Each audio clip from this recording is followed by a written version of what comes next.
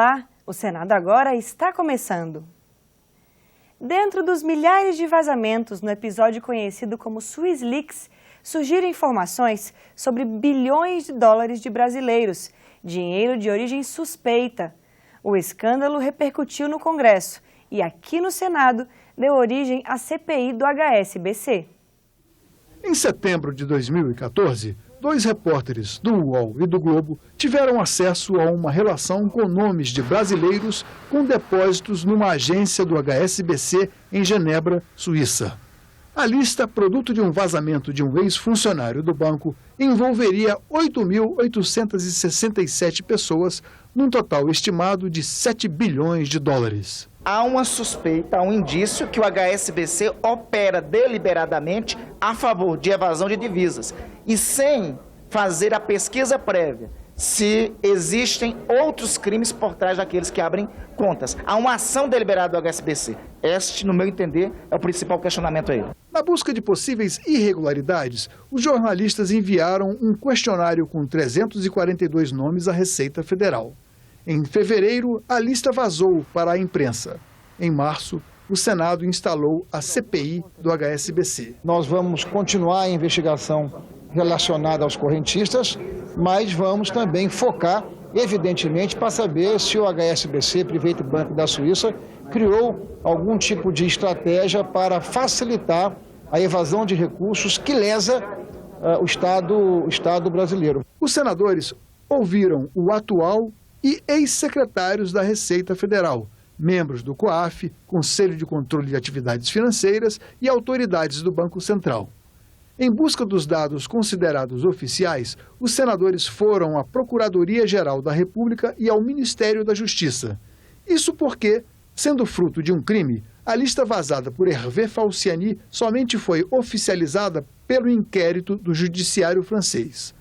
Mas um tratado entre os dois países, Brasil e França, veda o repasse das informações a outro poder que não executivo. A República Francesa tem contribuído com outros países que já estão mais avançados, mais evoluídos, então eu sou otimista e tenho confiança de que também teremos colaboração da França, teremos acesso à lista e vamos continuar procedendo às investigações.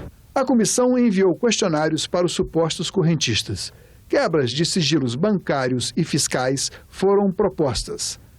Vários implicados recorreram ao Supremo. Ouvido na CPI, um ex-dirigente do HSBC Brasil negou qualquer irregularidade.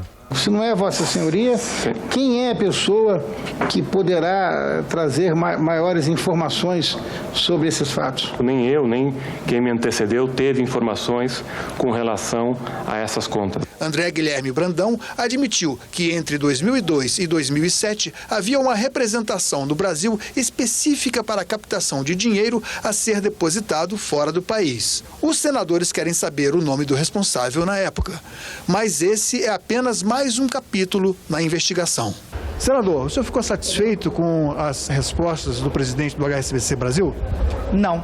Eu penso que nós temos dois objetivos principais. Um, repatriar esse dinheiro. Repatriar esse dinheiro. E o outro, colher subsídio aqui para que os buracos do nosso sistema sejam fechados. Em junho, o senador Randolfo Rodrigues propôs uma lei para repatriar dinheiro de brasileiros desde que fossem pagos os impostos. Sem evidências consistentes, a comissão recua das quebras de sigilo. A CPI ouve pela internet Hervé Falciani. Ele se oferece para fornecer informações e logo em seguida desaparece. Nós votamos a quebra de 25 sigilos bancários, fiscais também. Depois suspendemos essa quebra. Foi decisão nossa aqui. O senhor Falciani deu uma entrevista 2 semanas atrás. Nessa entrevista voltou a dizer o que disse aqui na CPI, em um depoimento. Que tem dados, que tem informações, que quer cooperar com as autoridades brasileiras. Confirmada a impossibilidade de obter dados oficiais do ponto de vista jurídico, a CPI decide encerrar os trabalhos. Em dezembro, o Congresso aprova a repatriação de recursos. O Brasil tem uma nova legislação para aproveitar melhor o potencial dos superdotados. O projeto do Senado foi aprovado pelo plenário em dezembro e sancionado pela presidente Dilma. As mudanças na Lei de Diretrizes e Bases da Educação já estão em vigor.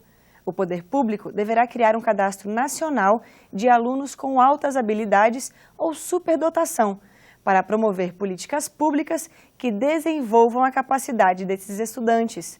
Veja na reportagem de Roberta Cruz o que são altas habilidades ou superdotação.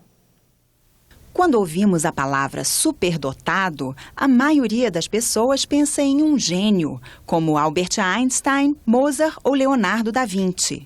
Mas não são sinônimos. Gênio é alguém reconhecido por dar uma contribuição original e de grande valor para a sociedade, como a teoria da relatividade ou grandes obras de arte. Já o superdotado é alguém que tem altas habilidades ou potencialidades em diversos aspectos, isolados ou combinados. Capacidade intelectual, aptidão acadêmica, liderança, talento para as artes, habilidades psicomotoras e pensamento criativo. A Organização Mundial da Saúde calcula que 5% da população tem altas habilidades cognitivas. Se forem incluídas as outras habilidades, a estimativa sobe para 10%. Isto significa que entre 1,5 milhão e 2,5 milhões de brasileiros têm altas habilidades em pelo menos uma área do conhecimento. O Brasil precisa se devotar, se dedicar a procurar identificar e incentivar e apoiar os seus superdotados. É uma riqueza maior do que a do pré-sal. Atualmente, a superdotação é vista como um conjunto de comportamentos que devem ser desenvolvidos. O modelo elaborado pelo psicólogo de educação Joseph Renzulli, do Centro Nacional de Pesquisa sobre o Superdotado e Talentoso dos Estados Unidos, propõe que o comportamento de superdotação resulta de 3 conjuntos de traços. Habilidades acima da média, que podem ser gerais, como o pensamento abstrato, ou específicas, como a capacidade de memorização ou execução de uma tarefa. Criatividade, que é o pensamento original, fluente e flexível, a abertura a novas experiências e a disposição de arriscar. E comprometimento com a tarefa, que inclui perseverança, trabalho duro e também confiança e um fascínio com algum assunto especial. Apenas quando características dos 3 anéis trabalham juntas, é possível observar o comportamento de altas habilidades ou superdotação. Nem sempre os alunos com altas habilidades ou superdotação são os que tiram as melhores notas na escola.